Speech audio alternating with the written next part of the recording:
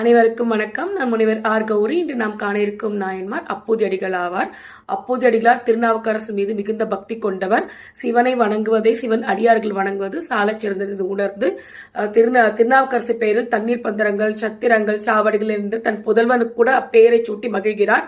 அந்த நாமத்தை உச்சரித்து மெய்சிலிருந்து மகிழ்ந்து வாழ்ந்து வருகிறார். ஒருமுறை நாவுக்கரசர் திங்களூர் வரும்பொழுது தண்ணீர் பந்தல் தன் பேரில் இருப்பதை கண்டு வியந்து அங்கு இருந்தவர்களிடம் கேட்க அப்பூதியடிகளார் பற்றி சொல்ல, அப்பூதியடிகள் இல்லத்திற்கு வந்த நாவுக்கரசர் அவர் இல்லத்தில் உணவு உண்ண சம்மதம் தெரிவிக்கிறார். உணவு உண்பதற்காக நாவுக்கரசர் வந்திருக்கும் வேளையில் அப்பூதியடிகள் மகன் இலையை எடுப்பதற்காக தோட்டத்துக்கு செல்லும் பொழுது பாம்பு அவனை திட்டி இறக்கிறான்.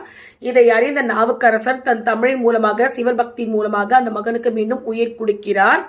இந்த திருநாவுக்கரசன் இருந்த பக்தியினால் அப்பூதியடிகளார் இறைவனிடம் மன்றாடி இறைவனடி சேரும் பொழுது கைலாயத்தில் ஒரு நாயன்மாராக உருவெடுக்கிறார். நன்றி, வணக்கம்.